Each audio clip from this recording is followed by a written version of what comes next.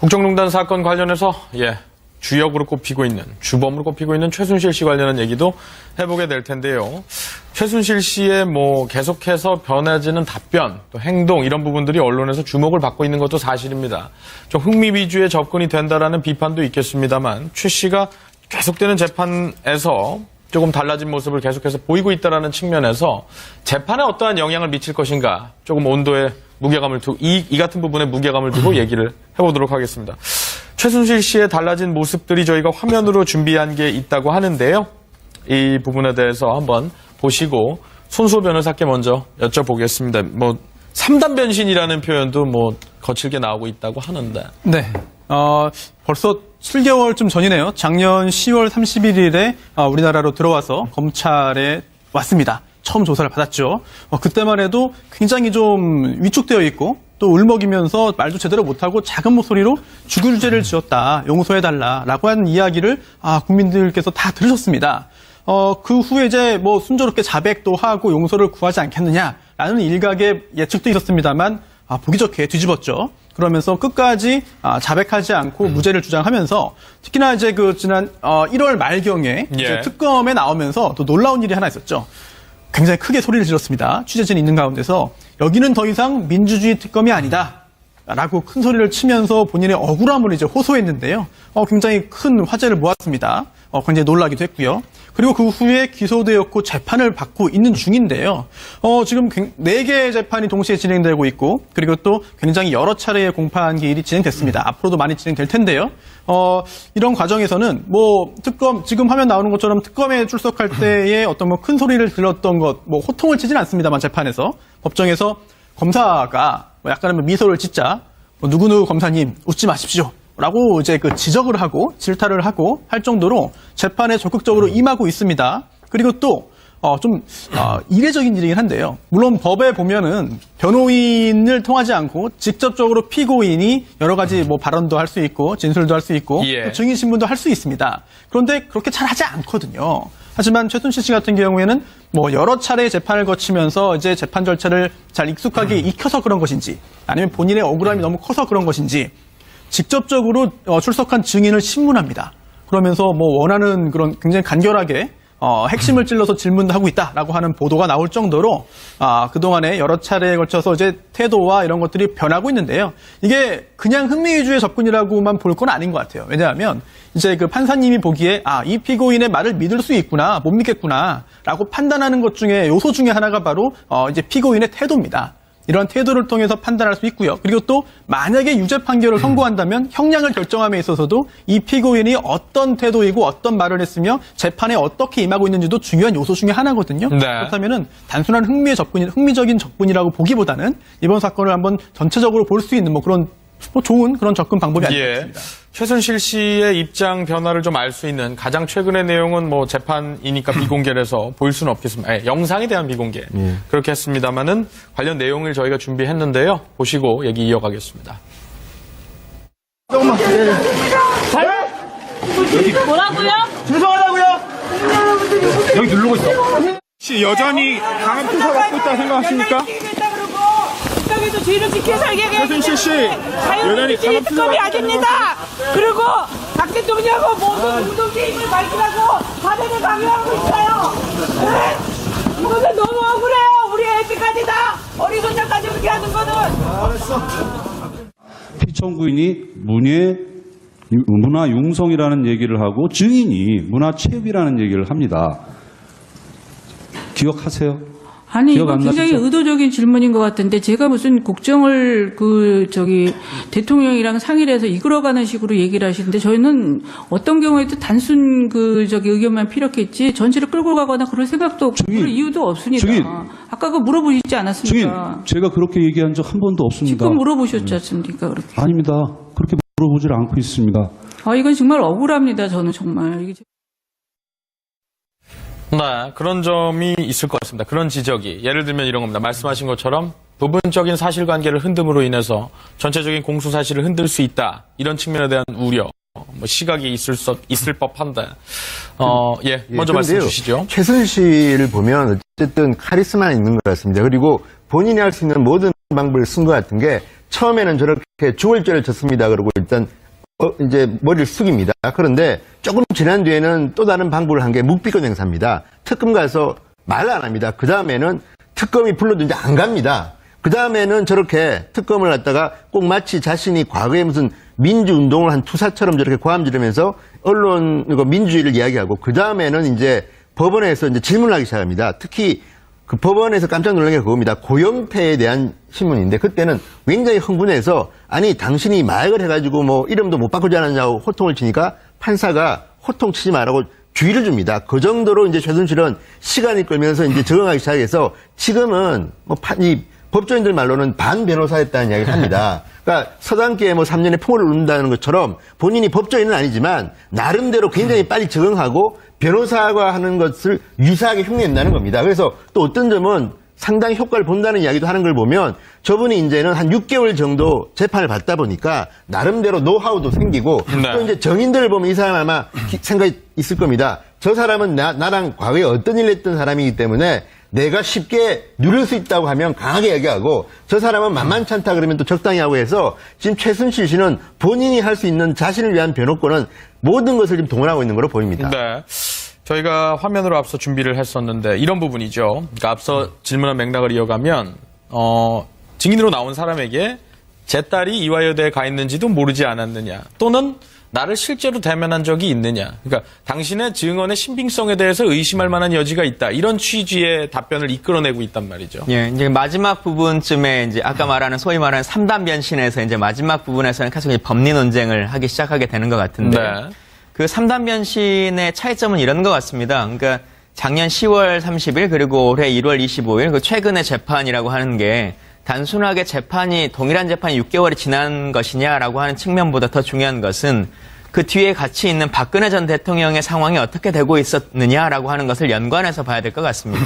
처음에 들어올 때만 해도 박근혜 대통령이 실제로 최종적인 탄핵이 이루어질 것이냐 아닐 것이냐라고 하는 것은 불명확했습니다. 그래서 일단 박근혜 대통령에게 화살이 몰아가지 않도록 하는 것이 급선무였다고 판단이 되고요.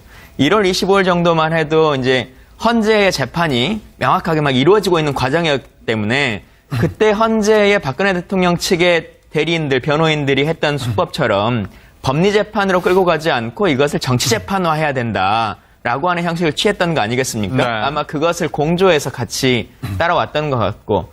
근데 이제는 더 이상 박근혜 대통령의 현직 대통령이라고 하는 힘이 없어졌고 더 이상 기대할 수도 없는 상태이고 헌법재판소에서의 재판의 상황들이 법리재판을 포기했을 때는 더 이상 우리가 유리하지 않다라고 하는 것을 다 느꼈을 겁니다. 그래서 아마 이제 지금부터는 말 그대로의 재판정 안에서의 법리 다툼이라고 하는 걸 해야 되는 것이고 또 말씀 주신 것처럼 그러다 보니까 관계자들 간의 관계성이라고 하는 것을 최순실 씨가 누구보다 잘 아는 사람 아니겠습니까? 어찌 보면 뭐 변호사들보다 더 잘 아는 사람이기 때문에 실질적으로 하나하나 자신에게 유리할 수 있는 사항들을 꼬집고 있다라고 생각합니다. 예, 그럼 최 씨의 이런 답변 수준이라는 표현이 좀 그럴 수 있다. 아무튼 답변 내용이 실효성이 있겠느냐, 재판에 실질적인 영향을 미칠 수 있겠느냐, 이 부분에 대해서는 어떻게 전망하십니까? 네, 최순실 씨는 이게 답변뿐만 아니라 이제 또 질문까지 하고 있지 않습니까? 증인을 앞에서 자기가 질문도 하고 네. 답변을 하면서 자기 최순실 씨 생각에는 나름의 생각에는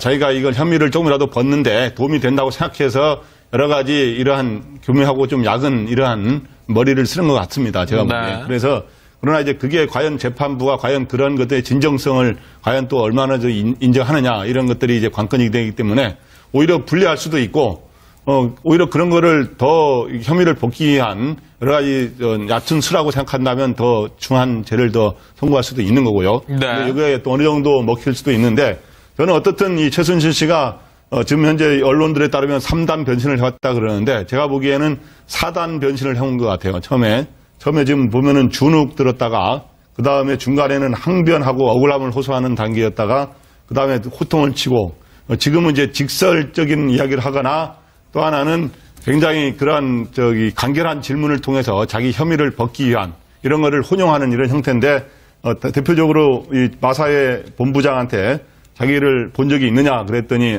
본 적이 없다라는 예. 이런 답변을 신문에서 봤고 본 적은 없다 뭐 이런 답변을 유도해내는 이러한 거라서 이제는 어느 정도 나름대로 이제 아까 말하신 것처럼 굉장히 이 적응력이 빠르고 또 제 혐의가 굉장히 많기 때문에 여러 가지 수사와 재판을 받는 과정에서 짧은 시간 내에 굉장히 속성으로 여러 가지를 이 분위기를 숙지한 것 같아요. 그래서 어쨌든 이 과정에서의 전략은 모르쇠와 전면 부인을 계속 하고 있는데 네. 저는 분명한 거는 이러한 자기 머리를 쓰면서 하는 죄를 벗기 위한 노력하는 것까지는 뭐 피고인의 그 심정을 모르는 바는 아니지만 네. 어느 정도 죄를 인정하면서 국민들한테 고개 숙이는 그런 자세를 지금 보여야 그래야 오히려 혐의를 조금이라도 덜 수 있지 않을까 이렇게 생각이 됩니다. 알겠습니다. 스타일에 대해서 한마디만 좀 덧붙이면요. 네, 짧게 어쨌든 부탁드릴게요. 최순실은 간단치 않은 게 얼마 전에 이런 이야기가 있습니다. 특검팀 검사가 최순실이가 질문할 때 끼어들려고 하니까 자, 제가 물을게요. 기다리세요. 그럽니다. 그리고 조금 있다가 이제 재판정에서 네, 여기까지입니다. 그럽니다. 거의 변호사 다 됐습니다. 게다가 저는 깜짝 놀란 게 또 얼마 전에는 박근혜 전 대통령이랑 같이 이제 재판을 받고 있는데 갑자기 정유라 얘기를 하면서 흥분을 하기 시작합니다. 박근혜 전 대통령은 안중에도 없습니다. 그리고 또 그날 어떤 일이 있습니까? 맞은편에 있는 그 검사들에 대해서 최순실 박근혜 대통령의 변호인이 아니 그쪽도 돈 봉투 만찬 참석한 분들 아니에요. 그분들도 뇌물죄 아니에요. 이렇게 하는데 최순실은 그 검사에 대해서 웃지 마세요 그랬습니다. 그러니까 이제 점점 더 내공이 올라가 이제는 자 자신을 갖다가 이제 범죄 혐의를 이야기하는 검사들까지 웃지 말라고 다실 정도면 지금 최순실의 그 수준은 상당히 올라와 있다. 근데 검찰들이 과연 그러면 최순실을 어떻게 상대할 것이냐 이게 지금 숙제일 정도로 최순실의 지금 내공 뭐 이런 것들은 제가 볼 때는 그렇습니다. 네. 상당히 뭐 변호사님 계시지만 이런 피해자를 본 적이 저는 별로 없는 것 같습니다. 네, 그러니까 뭐 소위 말해서 거칠게 표현하면 실효성이 꽤 있는 편이다. 그런 식으로 해석을 하신 것 같은데. 재판을 하다 보면은 이제 좀 착각을 하는 경우가 있습니다. 특히나 형사재판 같은 경우에 그 피고인이 여러 명의 증인이 나왔을 때 그 증인의 말 중에 지엽적인 부분 하나를 공격을 해서 이건 사실이 아니지 않느냐라고 해서 그건 아니네요. 약간 당황하게 만들고 재판장도 그 부분에 있어서 뭔가 주목하는 것 같고 이러면은 나는 무죄다. 나 무죄 증명할 수 있겠다. 라고 생각을 하는데요. 사실 그게 그렇지가 않습니다. 특히나 이번 사건처럼 증인이 굉장히 많죠. 그리고 또 증인 이외에 여러 가지 뭐 서증이나 기타 물증도 굉장히 많습니다. 그렇다면 일부 증인의 일부 증언에 대해서 약간 좀 뭔가 앞뒤가 맞지 않는 점을 찾아내서 공격했다 하더라도 대세에는 큰 지장이 없거든요. 아마 지금도 최순실 씨가 뭐 통쾌하면서 뭔가 일부 부분에 있어가지고 난 이제 잘 되고 있다라고 생각할지 몰라도 아마도 큰 부분에 큰 물줄기에 있어가지고는 그렇게 영향이 크진 않을 수도 있다라는 생각이 듭니다. 네. 밝히라고 사대를 강요하고 있어요. 네? 이것은 너무 억울해요. 우리 애들까지 다 어리손자까지 그렇게 하는 거는. 피청구인이 문화융성이라는 얘기를 하고 증인이 문화체육이라는 얘기를 합니다. 기억하세요? 아니, 기억 이거 안 굉장히 나시죠? 의도적인 질문인 것 같은데 제가 무슨 국정을 대통령이랑 상의를 해서 이끌어가는 식으로 얘기를 하시는데 저희는 어떤 경우에도 단순 의견만 필요했지 전체를 끌고 가거나 그럴 생각도 없고 그럴 이유도 없습니다. 증인. 아까 그 물어보시지 증인, 않았습니까? 제가 그렇게 얘기한 적 한 번도 없습니다. 지금 물어보셨지 않습니까? 그렇게. 아닙니다. 그렇게 물어보질 않고 있습니다. 이건 정말 억울합니다. 저는 정말. 이게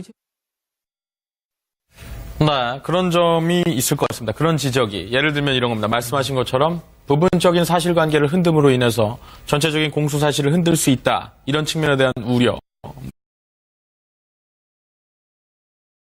국정농단 사건 관련해서 주역으로 꼽히고 있는, 주범으로 꼽히고 있는 최순실 씨 관련한 얘기도 해보게 될 텐데요. 최순실 씨의 계속해서 변해지는 답변, 또 행동 이런 부분들이 언론에서 주목을 받고 있는 것도 사실입니다.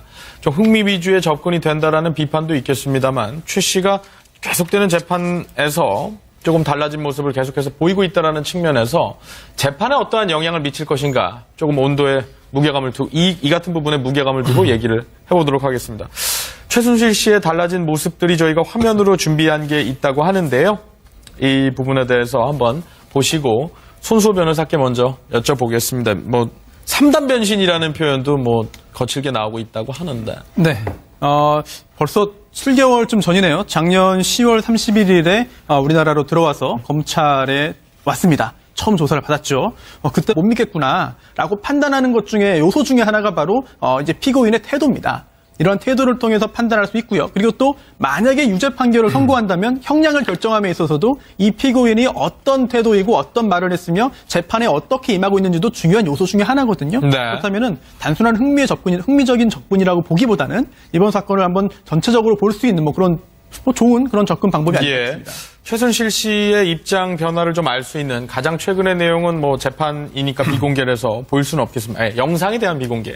그렇게 했습니다만은 관련 내용을 저희가 준비했는데요. 보시고 얘기 이어가겠습니다. 뭐라고요? 죄송하다고요? 여기 누르고 있어. 혹시 여전히 강압 수사 받고 있다 생각하십니까? 국가에도 죄를 지켜 살게 최순실 씨, 여전히 자유민주주의 강압 수사 특검이 받고 아닙니다.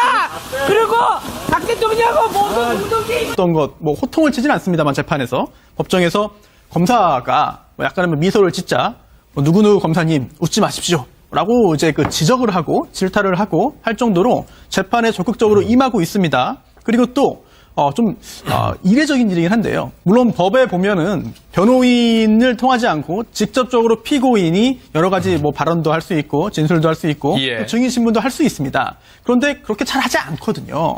하지만 최순실 씨 같은 경우에는 여러 차례 재판을 거치면서 이제 재판 절차를 잘 익숙하게 익혀서 그런 것인지 아니면 본인의 억울함이 너무 커서 그런 것인지 직접적으로 출석한 증인을 신문합니다.